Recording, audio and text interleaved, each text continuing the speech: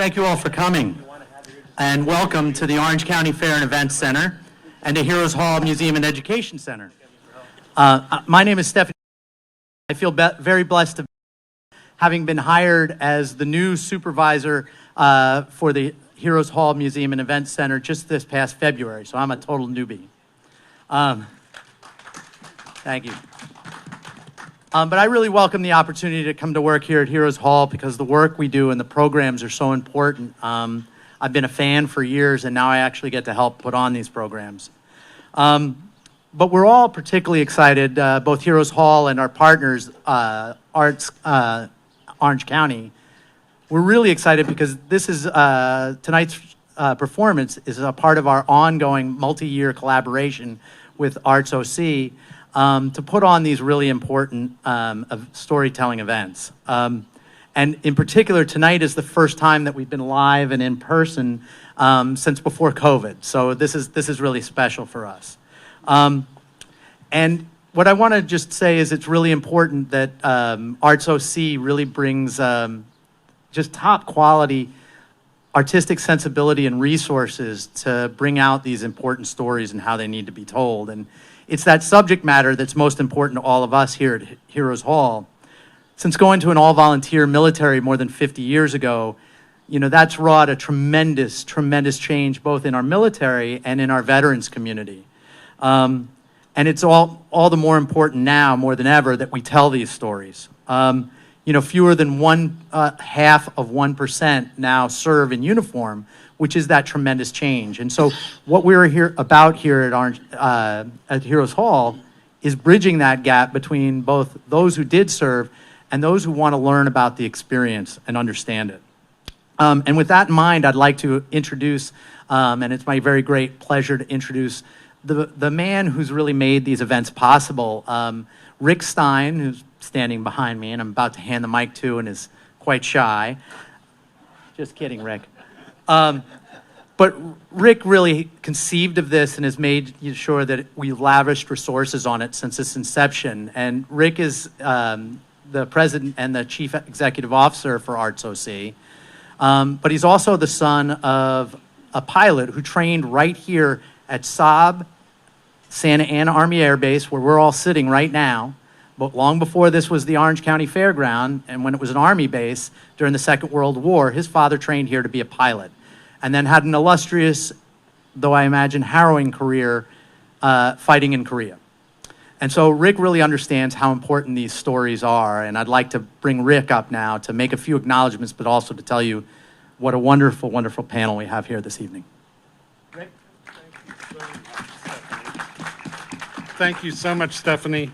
And welcome, everyone, and thanks for sharing the story about my father. I always begin with that personal connection to Heroes Hall and the fact that this was the Santa Ana Army Air Base back in World War II.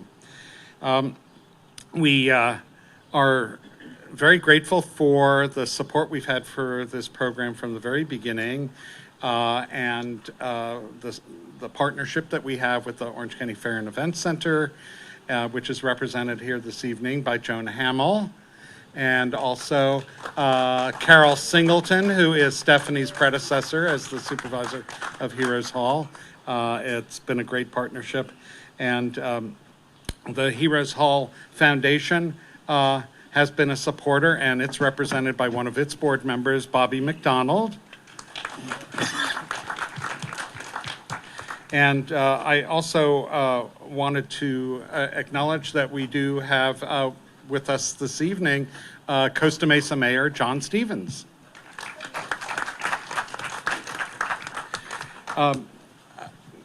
Key support for us being able to revive the live and in-person events of the Voices Storytelling Project has been our Orange County Supervisor from the 5th District, Katrina Foley. We're very much appreciative of her support.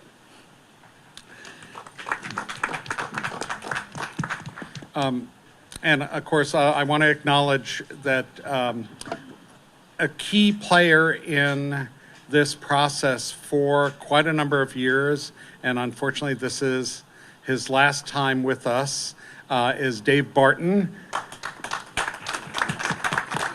teaching artist who's just finishing his master's degree and moving away.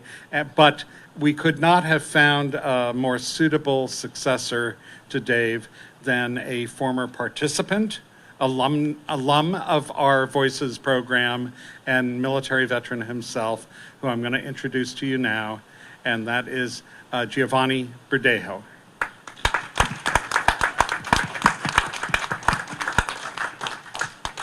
Good evening, everybody. First and foremost, thank you all for being here today to support our veterans and honoring their stories. I have a very strong passion for storytelling, and especially those of my brothers and sisters who have served with me over the years. I also want to thank Dave Barton, my predecessor, my mentor. You've taught me a lot. You've given me plenty of opportunities. Thank you for continuing to be in my corner. I appreciate you, sir.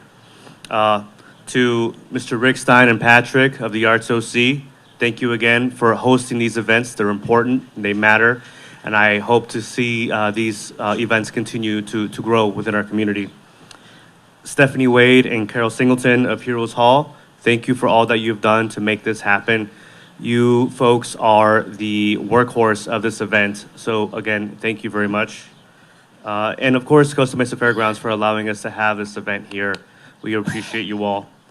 More importantly, I want to thank our presenters here tonight for your stories, your service, and more importantly, your courage to share your stories. Beginning here, we have Kang Fee of the U.S. Army, serving 2004 to 2007, exiting as a specialist, residing in Anaheim, California. We have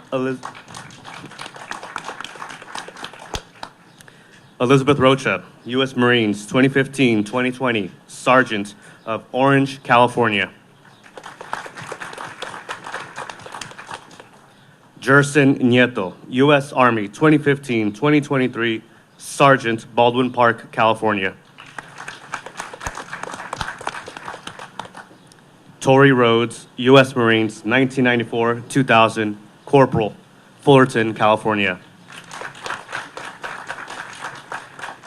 Thank you again for hearing our stories. And with that, I'll let the night begin. Good evening. Hope y'all doing well. As the introduction, my name is Kang. I grew up in San Francisco, California. I was a troubled kid. I came from a broken home, and I didn't really have a father figure in my life. So I turned to gangs. Gangs were a way for me to find a sense of belonging. And I was bullied a lot when I was a kid because of my race and because of my small stature. I found a sense of belonging within the street gangs. I never felt whole, but I never thought that I had a purpose until September 11 happened. I heard my peer in high school say, I'm going to join the military. And they were finding their purpose. I felt kind of lost still. So I chose to join, but not because of any patriotic reason. I mean, I knew it was my duty as a citizen, but I joined because I needed a purpose, a way out of the ghetto. The military was a pathway for a purpose, and it allowed me to find a sense of brotherhood within the infantry. That's the best way to sum it up. It changed my life. I am the youngest of 4 girls, and my earliest memories are of my dad beating my mom and yelling at us. I held a lot of resentment and anger towards my father. I was an angry kid for a long time. My dad was very religious, and subconsciously, for a long time, I think that's why I didn't believe in God. It took me a while to grow out of that and to stop letting my childhood defining me. Growing up, I found myself to be a happy and cheerful kid. I have a twin brother, which at times put us in the spotlight at school and whenever our parents would take us out. Although we looked identical to each other, we had and we still have different personalities. But life wasn't easy, as we also had to deal with the hardships my parents went through. Coming from parents who were undocumented, put my siblings, 3 boys and 1 girl, in a situation that had us grow up at a faster pace compared to others around us. We had to help our parents translate paperwork that we received and any conversations they had with other adults who didn't speak Spanish. My father worked construction and would take us to work with him, and we witnessed the times he was discriminated against. As kids, we didn't know what to do or how to handle the situations, and those were the tough times. During these hard times, my mother and siblings and I left the country and moved to my mother's hometown in Mexico. My siblings and I had a hard transition, especially since Spanish wasn't the best. We came back to the States, and I was exposed to a lot of drugs and violence during middle school. The city I grew up in wasn't the best, and the only influences we had in our city were gangs and drugs. I thank my parents for being as strict as they were, because I would have gone down a different path if I didn't have anyone to keep me in check. As a teenager, I was trying to avoid getting into too much trouble, and I wanted to avoid bringing too much attention to my parents. I also started to find ways to stay away from gangs or crews by getting into sports. During middle school, I started boxing, and I thank my first coach for also keeping me in check.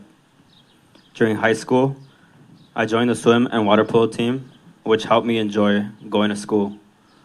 I also had my coach to thank for keeping me accountable to my teammates. I was driven to be better, and that's when my little sister brought up the topic of joining the military. She wanted to join the Army, but we had no one in our community who knew how to explain to her what to expect and what the military experience was like. As her big brother, I felt the responsibility to join the Army and tell her exactly what she can expect. We made up our mind, and we headed down to our local recruiting office, and a year after I enlisted, she enlisted as well. Hello, everyone. I'm Tori Rhodes.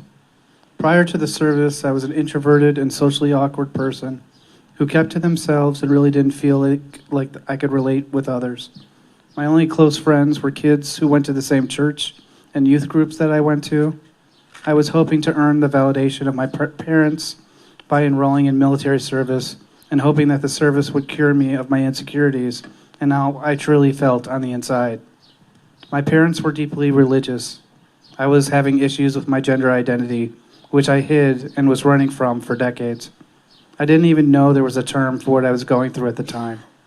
I can remember as young as 4 or 5, fascinated by dreams or wishes that I was a girl, literally wanting to hurry to bed so I could re-enter my dream state where I was any number of young girls in stories I read, from Wendy in Peter Pan, Nancy Drew, the girls in Little Women, the girl mom in Freaky Friday, Dorothy from The Wizard of Oz. My identity was wrapped up in these characters, and I wanted more than anything to present as them, role play as them, live my life as they did. But I knew this wouldn't be accepted, and I would be ridiculed by my family, church, and friends. The fascination never ended, and the more I tried to ignore it, the more it took hold. I hoped joining the military would help me man up, but all it really did was make me feel more fake, less genuine, and more ashamed. Having experienced the trauma that I did, it only made me more depressed and more seeking to escape in my own dreams and mind until I reached a breaking point later in my life. Mind you, none of these wishes were sexual. It was all identity and presentation related. I identified as the young girls and women, and the joy it brought me couldn't be explained. It felt right. It made me happy. I couldn't get enough of it, which caused me to do everything to escape reality so that I can continue to daydream. I read more stories or enter my nightly dreams as soon as possible. Basic training was a life-changing event. You transition from a civilian, not having any guidance, no direction, restriction, and consequences, to now having goals. Whew, it was very different from being a young rebel. Boot camp opened my eyes and to the challenges in life. Where some may see punishment, I saw opportunities to improve myself. My first week was hellish. We were smoked all the time. Whew. We all suffered together, and because of that, I didn't feel alone. I felt a bond begin to form. The loom of war was hanging over us. It made me think about all the stories I've heard of soldiers going to war, and it excited me. It was like a brand new adventure. It was just the beginning. When I decided to join the Marines, it felt like everything just fell into place. I met my recruiter in class one day, and by the next week, I was at MEP swearing in. It felt right, like this was my purpose, my path to take.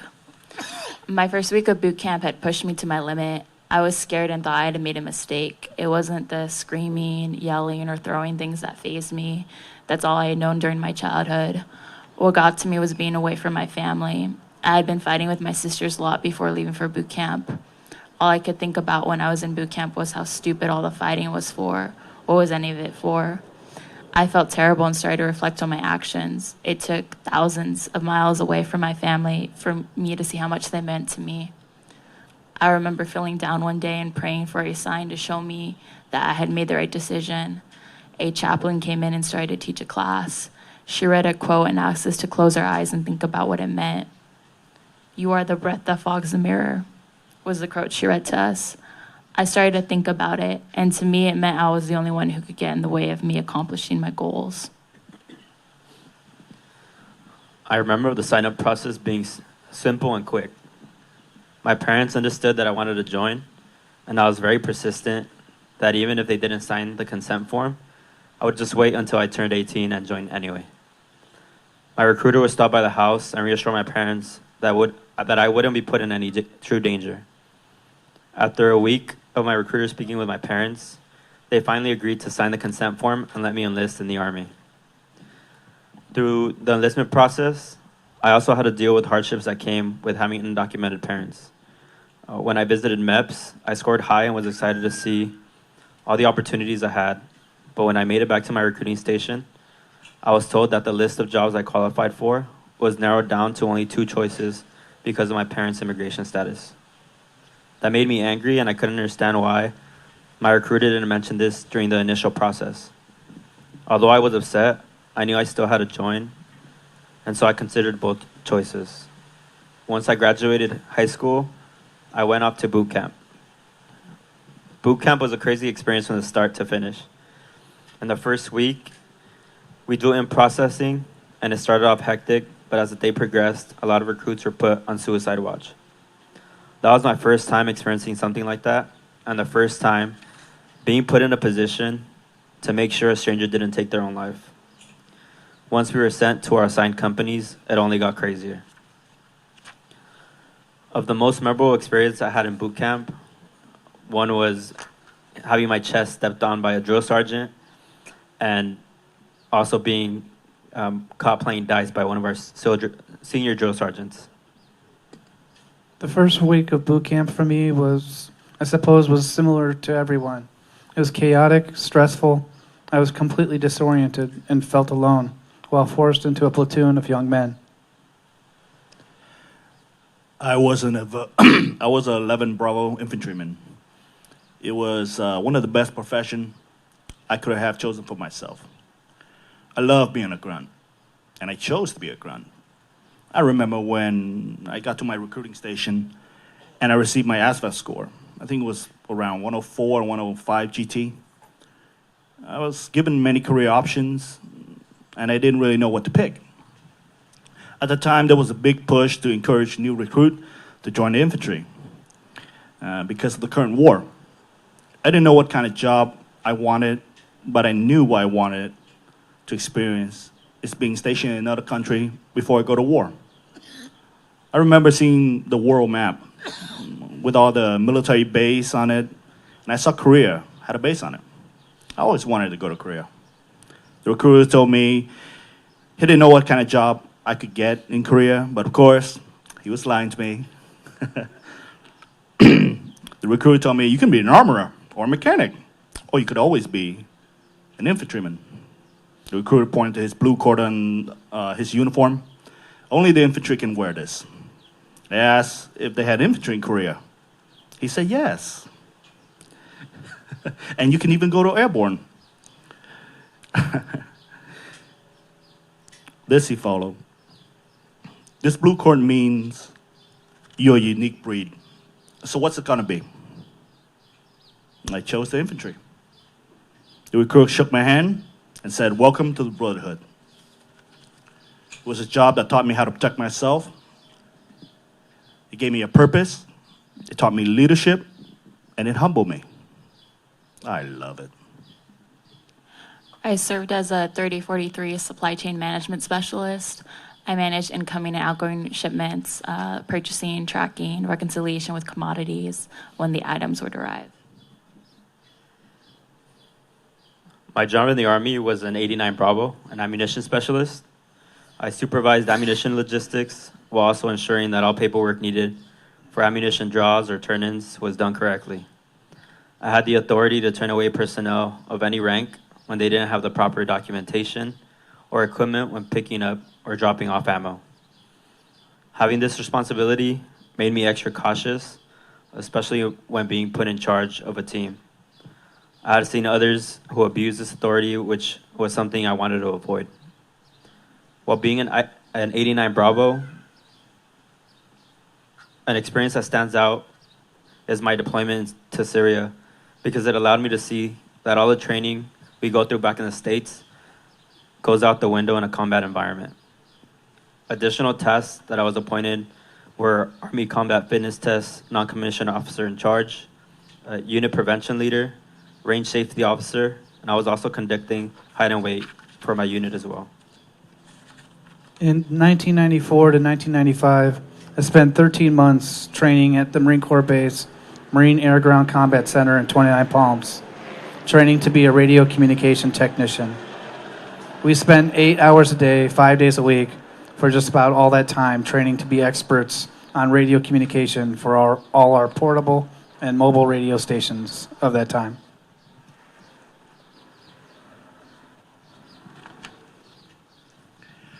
My first duty station was Korea. It wasn't much of a culture shock because most of the time I was on base. And it felt very American. You can go to Chow Hall, do your training, and be with your own kind. However, when you go out to the village or downtown to hang out, you see that you're in a foreign country, and you realize that there are other cultures other than your own. I saw this as an opportunity to learn new things. I explored most of Seoul and had an opportunity to learn about the culture and train with the Korean Army. Many of my leadership were high speed, and they were recognized as such. I got a chance to learn a lot of cool things. I felt that we gave a sense of security to the people of Korea.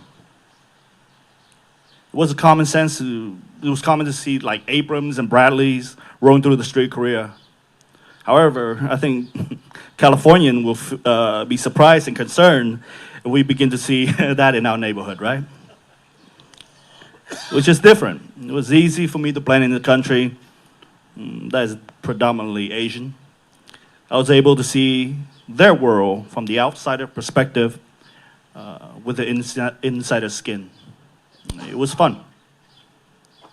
My second duty station was in Texas.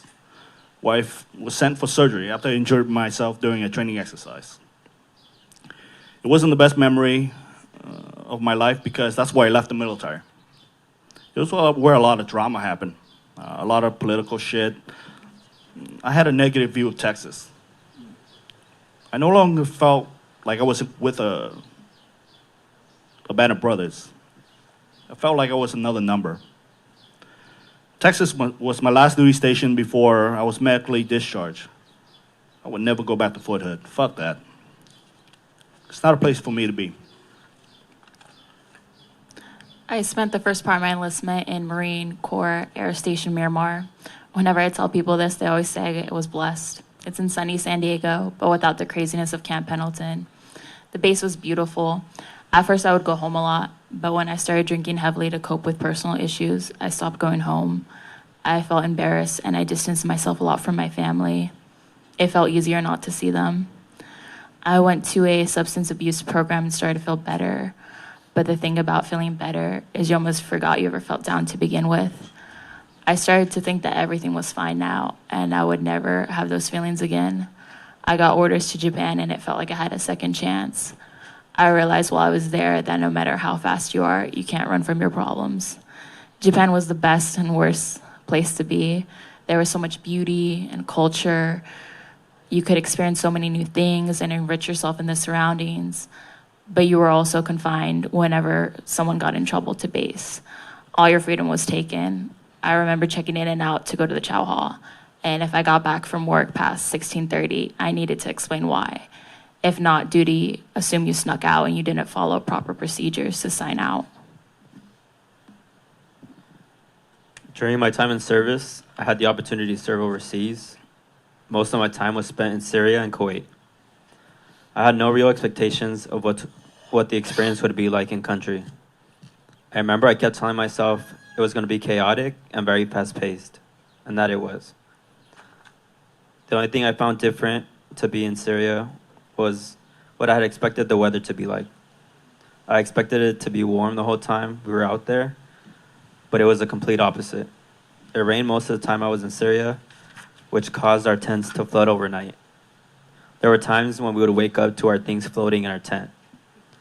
The temperature would also drop significantly, which caused our water to freeze over, affecting our restrooms and the showers.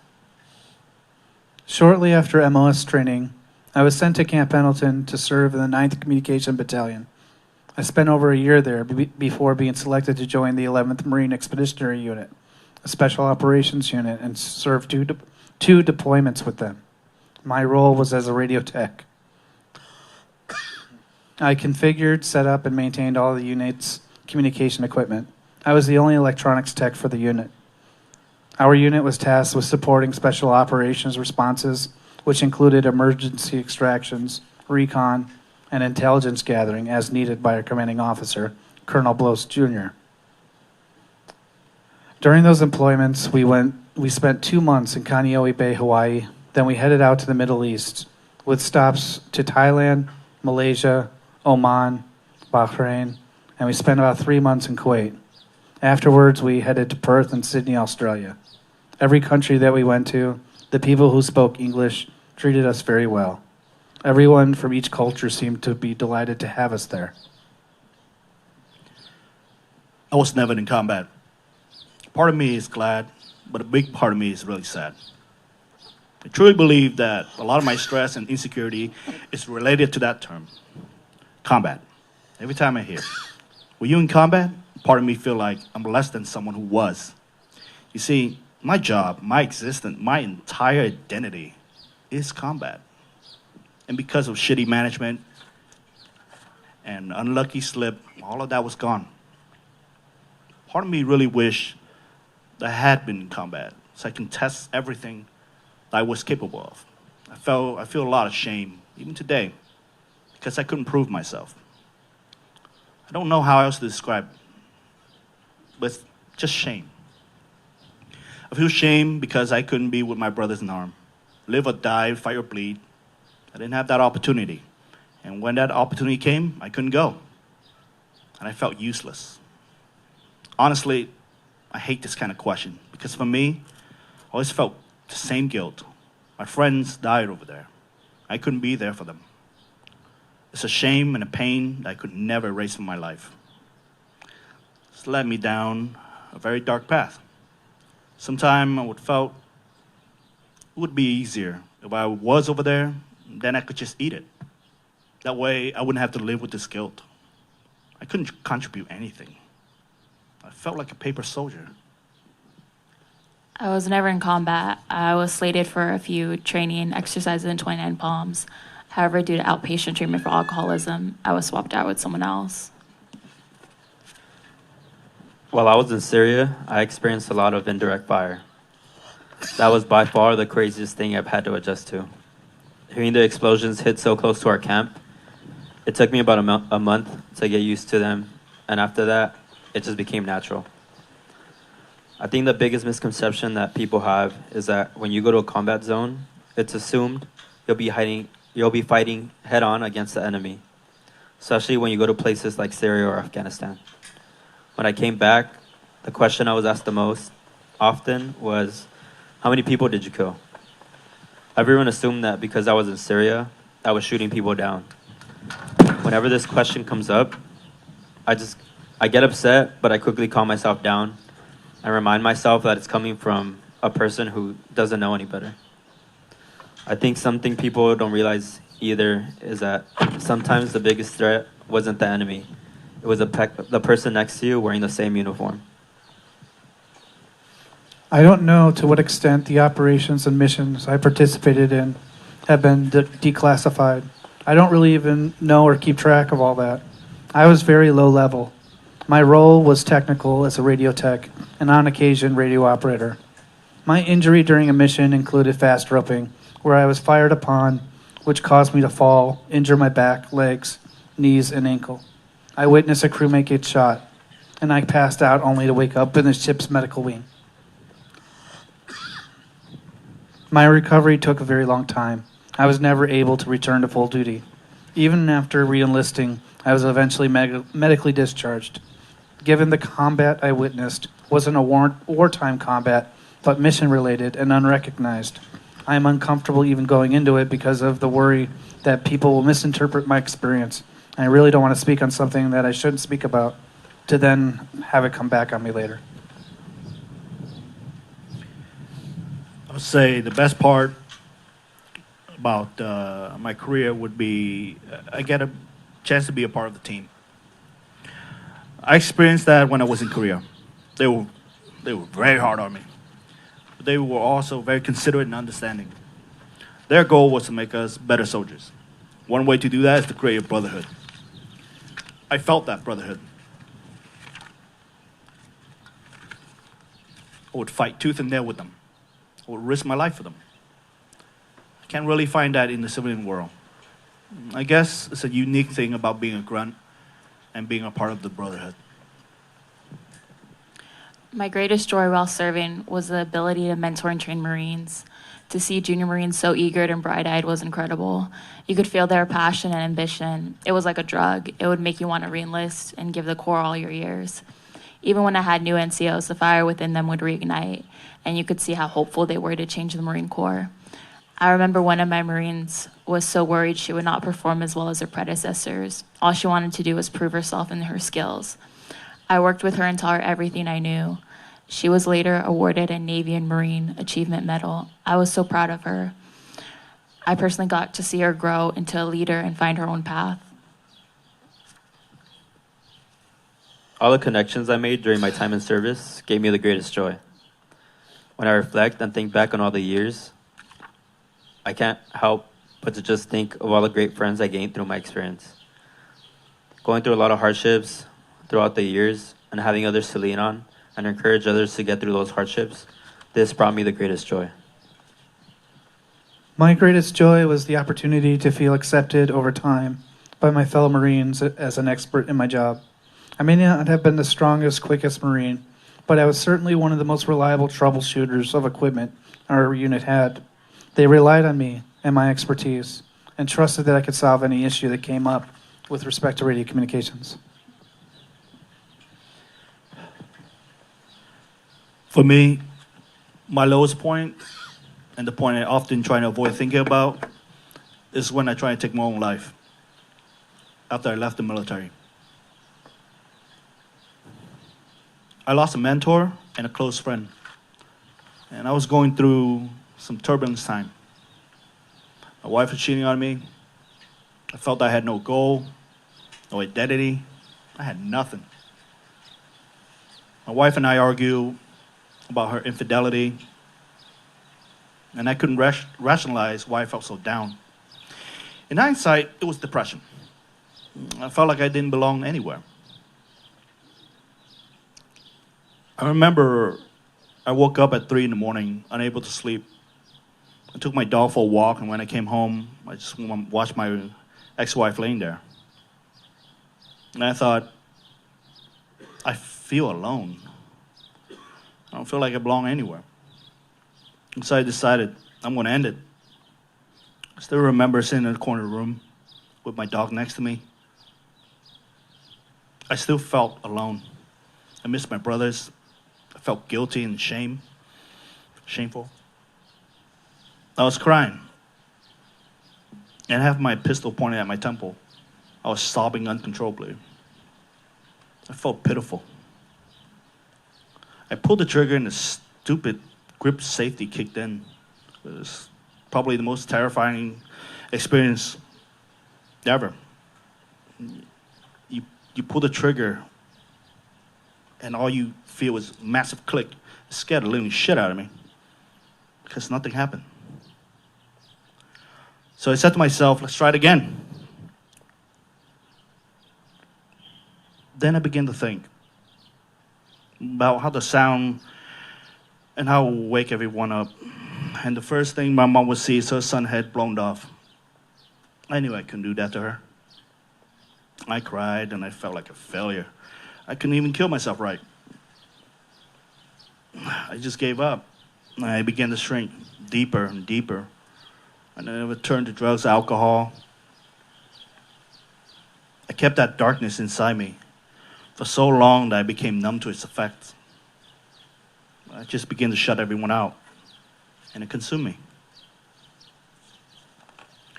What snapped me out of this state was when I talked to one of my battle buddies. Last name is Seabreeze. He gave me some great advice. If you care about Cologne, my mentor, if he meant anything to you, you live your best life. You live for him and all brothers and sisters who could not. I felt so shameful. I has neglected my duty as my peer. So I said, okay. I began getting help from the VA, and things began to get better. The skies were indeed brighter. The lowest point for me was when I was sexually assaulted. I didn't know what to do. I didn't know how to carry on after that. I started drinking more and more. I had been drinking every day for about 3 months. I would show up to work hungover, still drunk. I knew I had a problem. I just didn't know how to stop or get help. All of my so-called friends didn't say anything about me drinking, nor did my NCOs. When you're the fun party girl, everyone loves you. But when you're sad and lonely is when they all disappear. I pushed my family away because I didn't want to see them. I felt like I couldn't face them. I felt shame, embarrassed, and that I failed. So many people told me I would get assaulted if I joined the military, that it's a boys' club, don't even bother, you're just a girl. I knew I could prove them wrong, or so I thought. And now it felt like I wasn't even a person. I was another statistic. I felt stupid because I thought I should have been more careful or known better. I felt like I was drowning. I was all by myself. The reason I decided to get treatment and go to therapy was that someone shared their story with me. There was an NCO who got non-judicial punishment, which meant he got demoted and restricted pay. He went to an inpatient treatment program. He came back, and he started to tell his story and how therapy was helping him. The look in his eyes changed. You could see hope in them now. I took a chance and decided to reach out and try therapy. There were a lot of moments where I felt like it wasn't working or I was just wasting my time. You have to stick with it. There were so many ups and downs in recovery. Now, if someone says or does something that brings me back to that moment, I know it's only temporary and that I will be in a better place soon.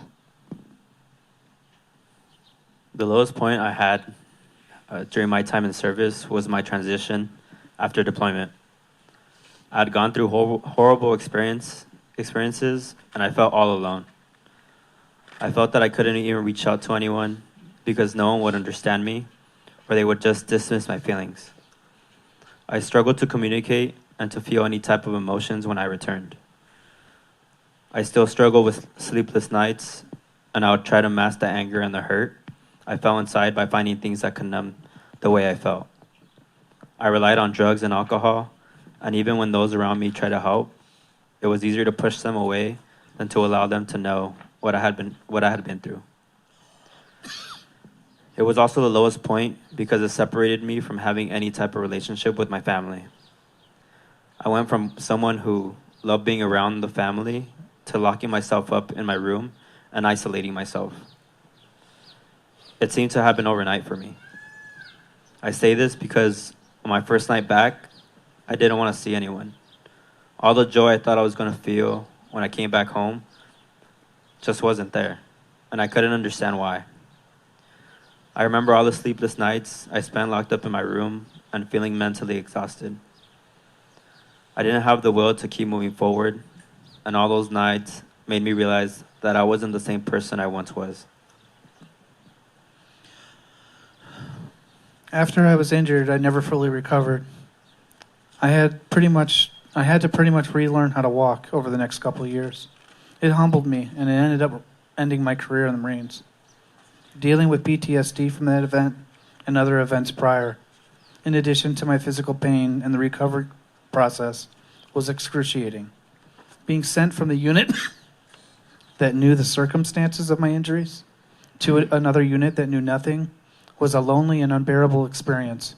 I wasn't allowed to discuss any of my injuries to my new unit because of the classified nature of the missions I was a part of. As I stated earlier, I don't know to what extent what has or hasn't been declassified, so I lean towards not really discussing it. I also wasn't fully informed of the full details of what it was that we were even doing. I was just supporting staff whose role was to initiate and maintain communications between the Special Ops combat personnel and the ship I was attached to. Given my low rank and level, I didn't know much of anything. I was just ordered to do my role as instructed. What I can say is that most operations and missions during our deployments included me programming the crypto equipment for communications and ensuring all the equipment was functional and in top working condition. My participation as a radio operator was secondary to my role as a technician and was how I ended up as a radio operator in rotation during the operation that led to my injury.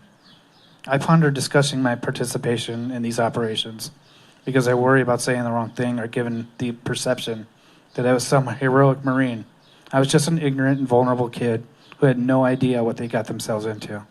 It wasn't until it was too late that I realized how close I was to being killed. What is FUBAR? Well, it's a military acronym. It means fucked up beyond all recognition, beyond all repair, beyond all reason. And it's possibly originate from the word Furchtbar, which means terrible in German. I'm sorry for my German pronunciation. This is an acronym that people in the military understand very well. And it's an expression of coming to terms with a situation which is outside of our control. I had my own FUBAR. It was a bitter pill to swallow.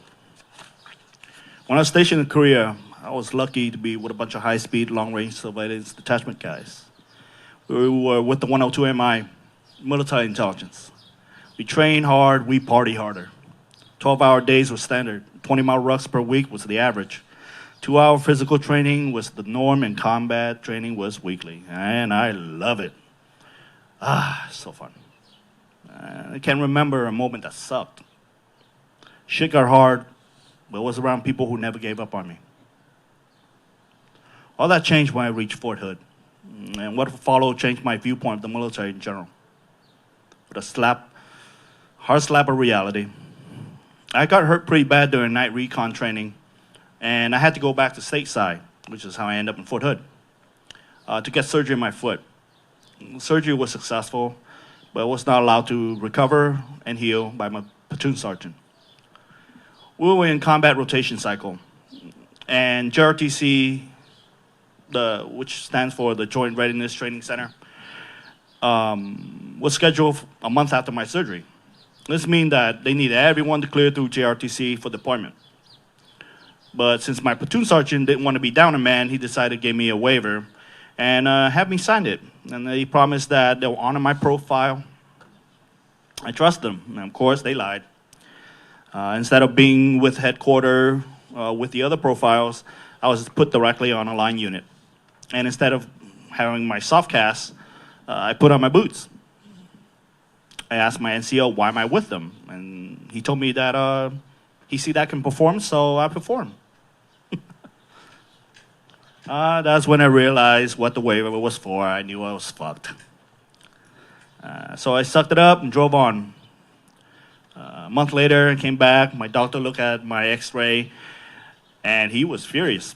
I explained what happened, and I had to stop him from filing an IG investigation in my unit, an IG investigation in Inspector General.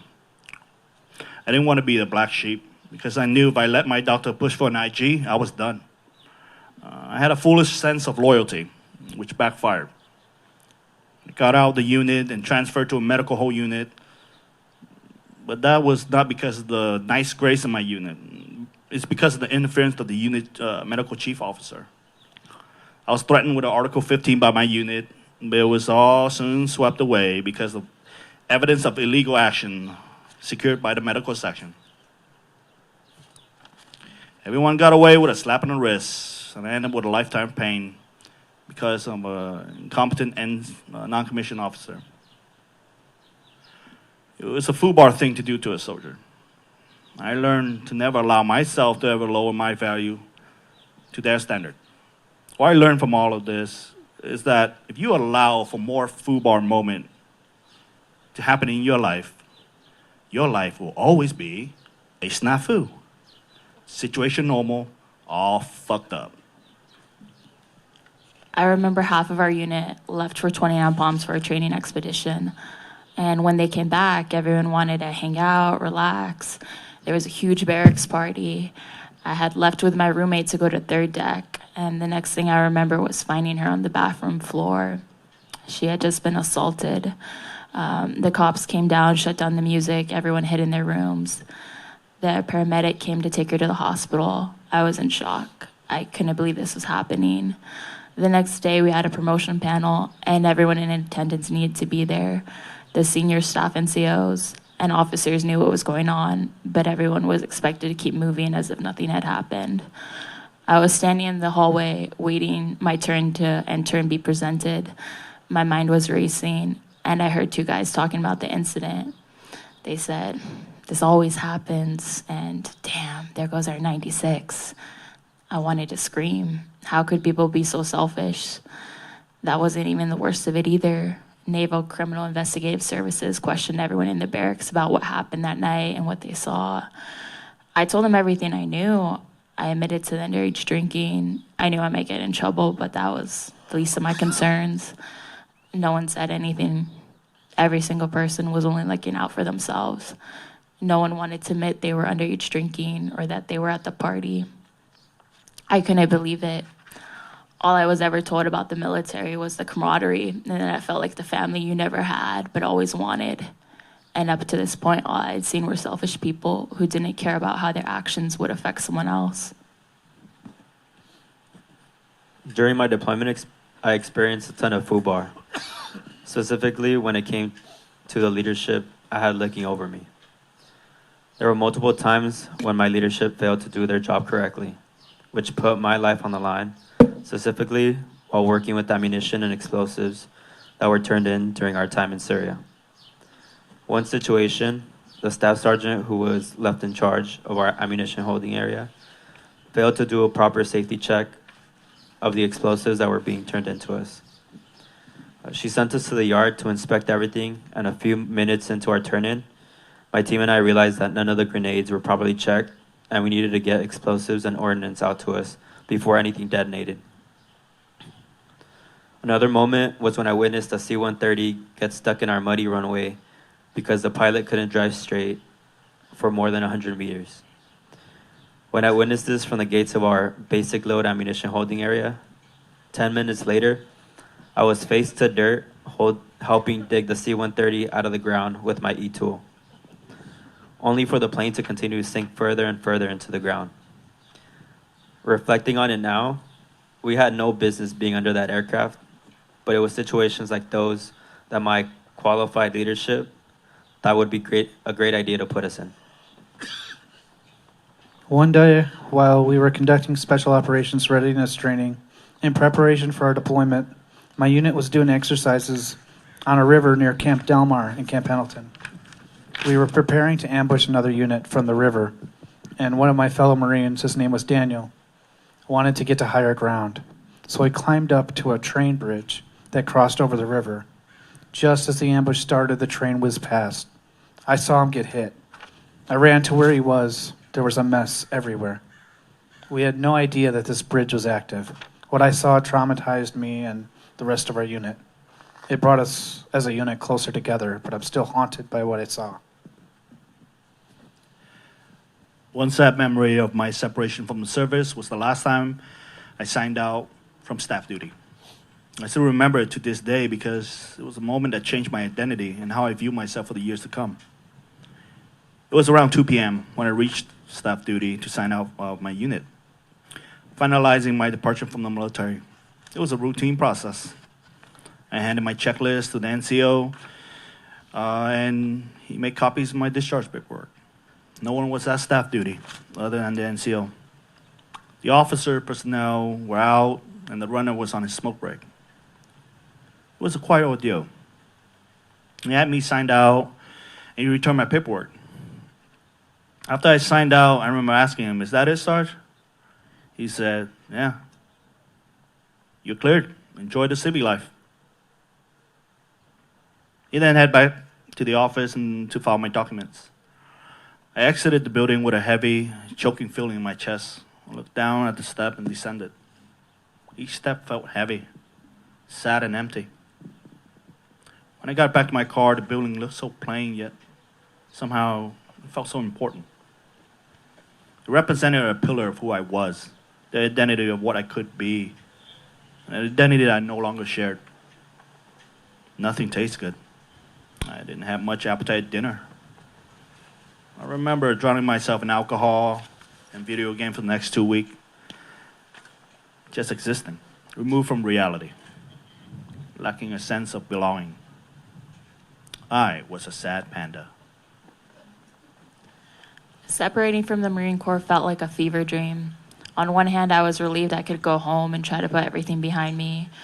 On the other hand, I couldn't help but reflect on my enlistment. I started to think back at all the goals I had for myself before I joined. There was so much I wanted to conquer, and then I started to look back at all the time I spent hating the military, feeling like I ruined my life. I wasted so much time blaming the military and thinking my life would have been better if I had not joined. I wanted to be able to look back and think, wow, look at what I did, look at how far I came. I felt like a failure again, but I knew it was because I had a lot of trauma I had not worked through yet. I'm currently getting ready for my second transition out of the Army, and I'm scared of what it's going to feel like once the time comes. My first transition out of active duty after my deployment was very difficult, and I felt so alone through the process. During that transition, I felt ashamed of reaching out for help because my leadership made it very clear that we had to be okay once we arrived home. As I prepare for my second transition, I feel as though I need to be okay with leaving that part of me behind. I feel scared because for the past 8 years, the military has been a big part of my life, and although it hasn't always been a great time, it's become part of me. I look forward to just closing this chapter and being able to focus on my goals without having to tailor my schedule to the Army. I'm hopeful that it will be better this time, though, because I found a great support system at school and work. I've learned that my family and my friends are willing to be there for me when I need them the most, and that's something I didn't realize before.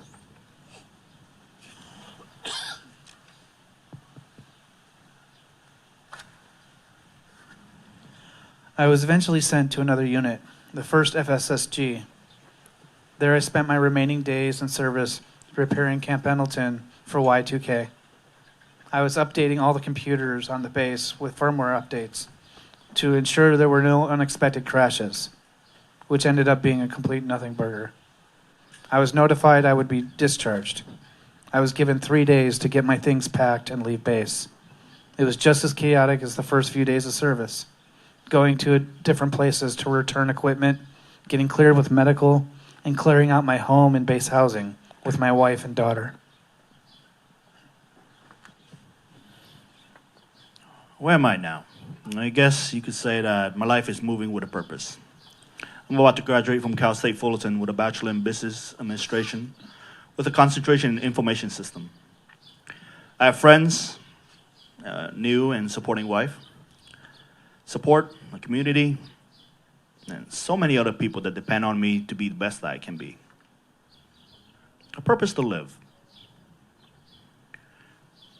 When I self-admitted to the VA, after I was notified that my ex-wife filed for divorce, I lost it.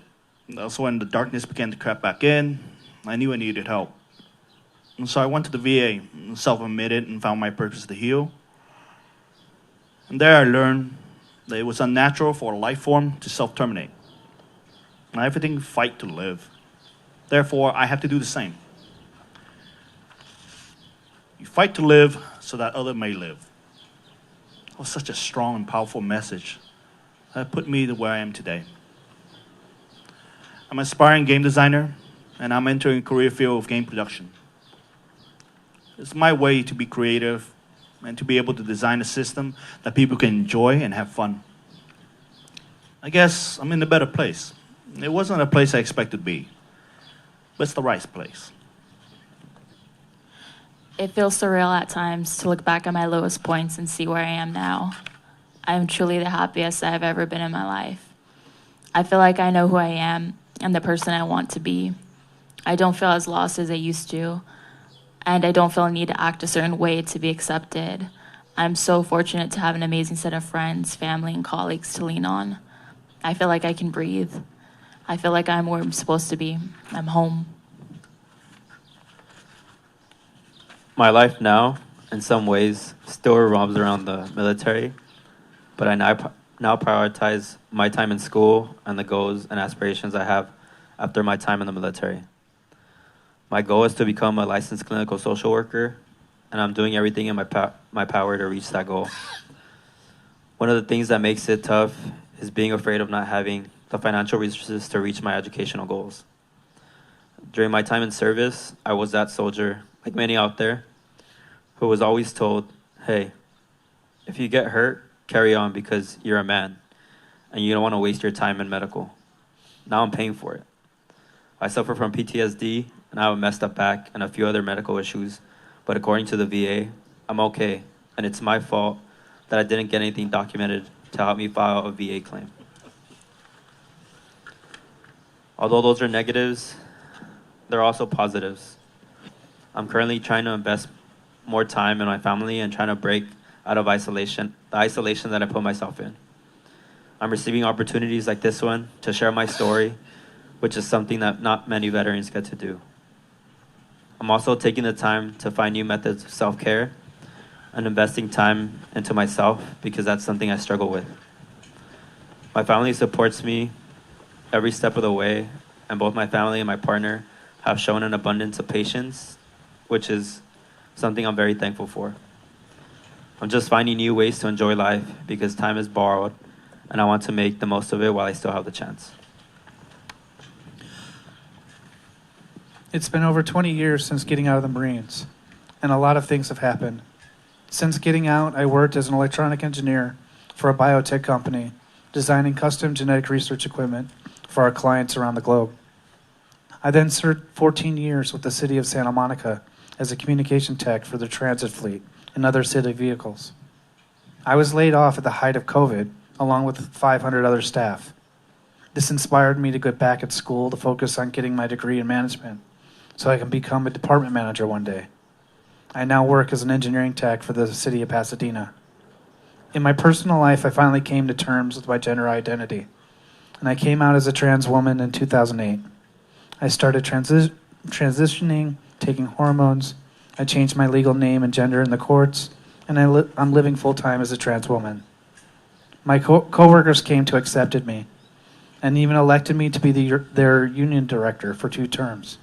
I became a well-respected voice for my peers during that time, speaking at city council on many issues and negotiating massively complicated city contracts on behalf of my union and peers. I've been involved in many meetings at my local city council, like speaking out against a councilman who was exposed for numerous bigoted comments. I also recently was awarded a scholarship for a speech I wrote and presented during the Women's Veteran Leadership Conference a year ago. For me, being a veteran is no different than anyone else. Nothing's different. I choose a profession and I understood the risks, the trauma, and the difficulty that it could inflict upon me. I chose my own path. And that's the only thing I really ask, is that I have access to help to deal with my difficulties. Other than that, I don't want to see myself different. Because at the end of the day, we're all citizens. When push comes to shove, we'll all be grunts. We'll all have to take up arms when we must. We will be asked to do things that are against our morals. We will endure and we will survive. And that is our civilization.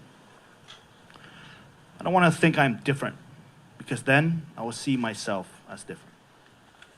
I understand being a vet means you volunteer to do something many others wouldn't. When you break it down, we would all be citizen soldier if the situation called for it. I see the potential in everyone, and I treat everyone the same way I would treat myself, with respect and dignity. My experience is like other veterans in the sense that there is so much you try to hide and cope with alone. There's a universal concept of not allowing yourself to be vulnerable, not showing weakness, because somehow it means you've accepted defeat. There can be an immense amount of pressure to be better. You hold yourself to this higher standard and want people to see you and think, of course she's a Marine, look at how she carries herself. Many veterans are prideful, and sometimes that means you don't want to ask for help. Yet, if you do ask for help and it doesn't work out the first time, we instantly think it was a mistake to even try. It's never a mistake to ask for help. Sometimes you just have to keep asking until you get it. It's been a wave. When I was attending community college, I was told by one of the personnel at the Veterans Resource Center that I wasn't considered a veteran, that I was just a reservist. That moment made me avoid identifying myself as a veteran. And even after returning from deployment, I still struggle to identify as one. I also believe that I'm still living that experience and won't know how to answer the question properly until after I transition out of the military. The military instilled in me a level of personal fortitude I wouldn't have had I not served. I know my limits, strengths, and weaknesses. I recognize my ability to push through during hard times. My advice to the general public is just to treat us as humans. Please don't treat us as an individual that somehow surpassed some sort of national standard. We're just like you. We eat, we sleep, we breathe just like you. We want the same respect as anyone else. We're not just camouflage. We're not just an avatar in a video game. We're real human with real needs, desire, and ambition. Treat us the way you would treat yourself. Accept me for my flaws. Allow me to grow and better myself. That's all. My advice is to be patient and kind to people in general, especially to service members coming home and separating from the military. It's not an easy journey, and for many of us, the things we've been or seen will live with us forever. If someone reaches out to talk, try not to judge, but listen to their story and let them speak. My piece of advice would be to be open to hearing the voices of veterans. We don't always get the opportunity to come across civilians who are willing to hear our stories of struggles without passing judgment. I think that's one of the most important things someone can do. I also think that we could keep presenting veterans with opportunities, whether that's with employment or just opportunities to share their story. Give us a chance to show what we are capable of. It's also important for everyone to realize that we're more than just veterans. Patriotism is not just placing a flag on your home, vehicle, or clothing. Patriotism isn't just standing for the national anthem or other performative activities. Patriotism is recognizing where your country is, recognizing its faults, and wanting it to become a better country. Patriotism is wanting to see all people from all walks of life in this nation come together as brothers and sisters, unified in the goal of representing the best of what we can be. Patriotism is being willing to put your life on the line, to stand up against tyranny from within, to ensure our nation doesn't become unrecognizable. Thank you for taking the time to listen to our stories and share your evening with us. This concludes our event.